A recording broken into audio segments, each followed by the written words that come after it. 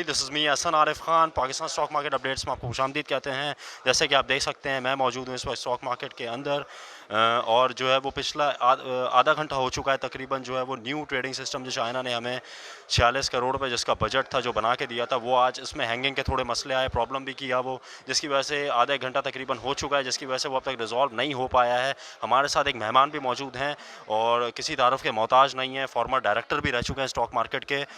जो है उनसे आज हम कुछ सवाल जवाब भी करेंगे, इस मसले के बारे में भी पूछेंगे कि इसकी टेस्टिंग जो है वो पहले नहीं की गई थी और इस सॉफ्टवेयर की, और इसकी टेस्टिंग की नहीं गई तो क्यों नहीं की गई, और जो आज जो मसला पैदा हो रहा है वो किस वजह से हो सकता है और ये कब तक रिजॉल्व हो जाएगा।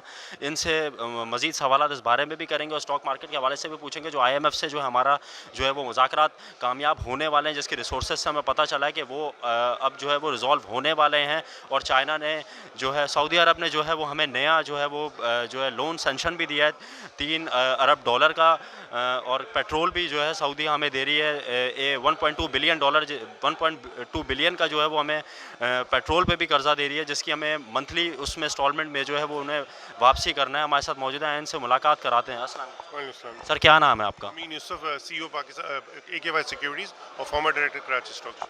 सर मुझे ये बताएं कि जो ये टेस्टिंग जो हमें दी थी चाइना ने, जो हमें ट्रेड सिस्टम जो दिया था, जो ये आज जो है काफ़ी प्रॉब्लम कर रहा था, तो इसकी टेस्टिंग पहले की नहीं गई थी, उन्होंने टेस्ट करके दिया नहीं था जो हमारे पास भी प्रॉब्लम कर रहा है, या किस वजह से ये प्रॉब्लम आई और ये कब तक रिजॉल्व हो जाएगी? देखिए, इसके 19 मॉक सेशंस हुए हैं। हम हर हफ्ते को आके हमारा स्टाफ आता था, हम बैठ के उसमें जो भी इश्यूज आते थे वो हाईलाइट करते थे, और स्टॉक ब्रोकर एसोसिएशन ने भी 3 बंदे दिए थे नुमाइंदे, वो उनको फील्ड करते थे कि जो जो इश्यूज आते थे रिपोर्ट करते थे एक्सचेंज को, और उसको रिजॉल्व करने की वो कोशिश करते थे।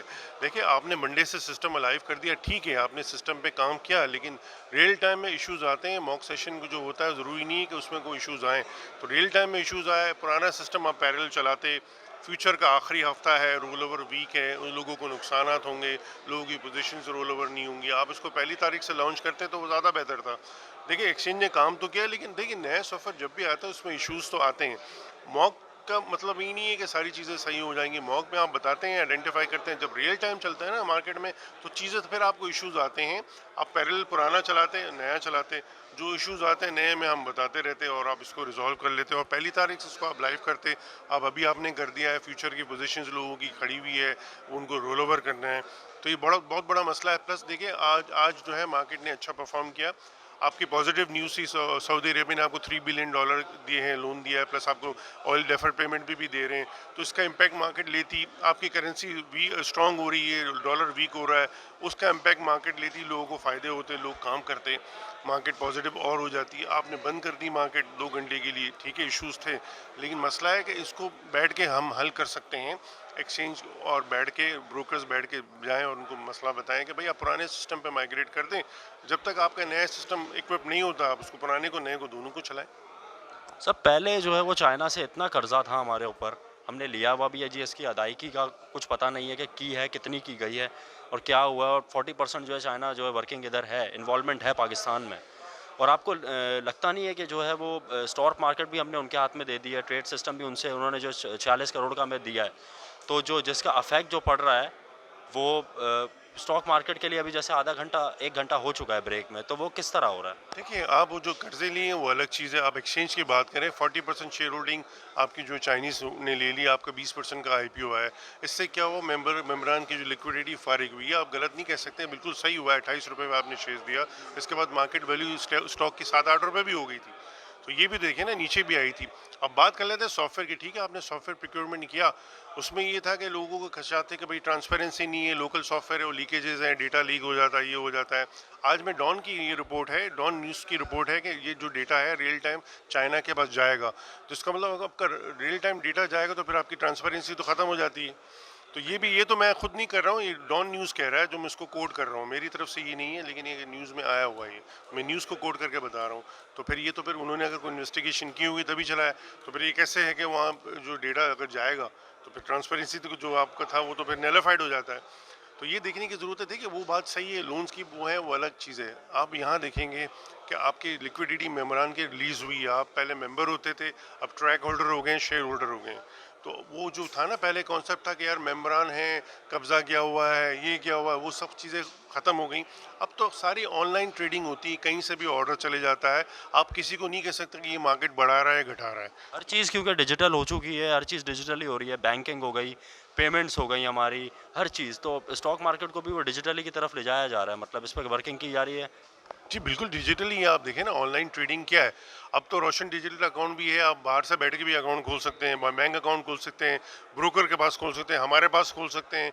ऑनलाइन है, ऑनलाइन में आपको कोई वेरिफिकेशन नहीं, ओटीपी आता है आपको मोबाइल पे, नंबर एक कोड आता है, उससे आप वेरीफाई कर देते हैं, क्योंकि मोबाइल तो आपका अपने पास ही होगा जब आपने नंबर दिया हुआ है और मोबाइल उस बंदे के नाम है, तो फिर तो वेरिफिकेशन हो जाती है। तो काफ़ी आसान चीज़ें हो गई हैं और आप देखें ट्रांसपेरेंट चीज़ें हो रही हैं। पहले की तरह नहीं है कि आप बोल देंगे किसी पे फिंगर पॉइंट करेगा यार ये मसला हो रहा है, ये गड़बड़ हो रही है। क्लाइंट्स के शेयर्स भी सेग्रीगेट होते हैं, मेंबर हम जो हैं हमें हर 15 दिन में क्लाइंट सेग्रीगेशन देना होता है, उसमें बताना होता है कि हमें क्लाइंट के कितने शेयर्स पड़े हैं, कितना पैसा पड़ा हुआ है। तो अकाउंटेबिलिटी हो रही है अब सारी। मैं कहूँगा कि स्टॉक एक्सचेंज एक वाहिद इदारा है जो डॉक्यूमेंटेड है 100%। जहाँ बटन दबाते हैं आपको टैक्स लग जाता है, एसएसटी लग जाता है 13%। आप पैसा बनाए नहीं बनाए, दुनिया की कोई मार्केट में ऐसा नहीं है कि जहाँ पैसे आप बटन दबाएं ट्रेड करो आपको टैक्स देना पड़े। तो ये आप देख लें इतना डॉक्यूमेंटेड है, बल्कि रिलीफ देना चाहिए एक्सचेंज को, आपको अप्रिशिएट करना चाहिए कि ब्रोकर्स ने भी कंट्रीब्यूट किया, एक्सचेंज ने भी किया, सब ने मिलकर काम किया, तभी तो ट्रांसपेरेंसी आई है। आप रियल एस्टेट में चले जाए, कौन सी डॉक्यूमेंटेड मार्केट है, कौन सा रियल एस्टेट पढ़ा लिखा है? वो सारे मैट्रिक फेल तो यहाँ बैठ के डीले कर रहे होते हैं। सही कह रहे हैं आप। वहाँ भी आप करवाएं ना, उनको भी डिजिटल करवाएं, उनको भी उनके ऊपर भी लागू होना चाहिए कानून के। रियल एस्टेट एजेंट जो है वो क्वालिफाइड होना चाहिए, वो एसईसी से रजिस्टर्ड होना चाहिए, कोई ऐसी बॉडी हो जो उनको रजिस्टर्ड करे। वो तो है ही नहीं, एक साइड पे आप पूरा बैलेंस आपने डाला हुआ है, आपने एग्रीकल्चर सेक्टर को छोड़ा हुआ है पूरा पूरा, जो इतना बड़ा टैक्स एवेन्यू है। तो आप इन चीज़ों को क्यों नहीं कर रहे? लोगों को बताएं कि जो है वो हमारे आईएमएफ से जो है वो मुआहदा आखिरकार होने जा रहा है, कामयाब हो रहा है। तो चाइना से जो हमने लोन एक ले लिया है, कर्ज़ा चाइना ने हमें दिया है, पहले इतना कर्ज़ा था ऊपर, वो अदायगी हो नहीं पाई। आईएमएफ से जो है ताल्लुकात भी बीच में ख़राब होने के मामला जारी हुए। अब आईएमएफ से जो है वो ताल्लुकात अच्छे हो रहे हैं। चाइना ने एक और हमने लोन उनसे ले लिया है। तो हमारी इंडस्ट्री जो है पहले ही डाउनवर्ड्स होती गई थी, ऑयल इंडस्ट्री हमारी नीचे गई, पेट्रोल जो है वो हाई हो गया, डॉलर का रेट हाई हो गया। तो इस पे अफेक्ट और ज़्यादा पड़ सकता है या इसमें कमी देखी जाएगी?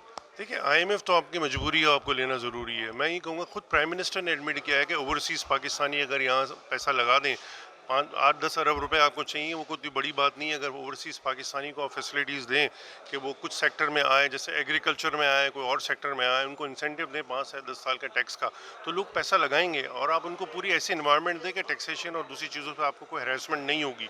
तो ये आईएमएफ को आपको जाने की ज़रूरत ही नहीं है। आप अपने लोगों को जो यहाँ पाकिस्तान मौजूद जो है अम्यून यूसुफ से जो है सर, जो कि जिन्होंने जो है फॉर्मर डायरेक्टर भी रह चुके हैं स्टॉक मार्केट के, उनसे हमने कुछ ब्रीफिंग भी ली स्टॉक मार्केट के हवाले से। जो टेस्टिंग ट्रेड लाइन जो चाइना की तरफ से हमें मिली थी, उससे काफ़ी डिस्टर्बेंस भी स्टॉक मार्केट में पिछले 1-1.5 घंटे से जो है वो ब्रेक पे है, जिससे स्टॉक मार्केट पर काफ़ी अफेक्ट भी पड़ रहा है और लॉस भी हुआ है लोगों को, ब्रोकरों को भी लॉस हुआ है। तो उन्होंने हमें मज़ीद जो है मालूमात भी दी IMF के तरफ से कि IMF से जो है मुज़ाकरात जो हैं वो कामयाब होने पे हैं और इससे स्टॉक मार्केट पे भी अफेक्ट पड़ेगा। और जो सऊदीया ने जो हमें लोन सैंक्शन किया है, पहले से ही इतना कर्ज़ा था, ऊपर से और कर्ज़ा आ गया, तो उसके बारे में भी उन्होंने हमें कंप्लीट ब्रीफिंग दी।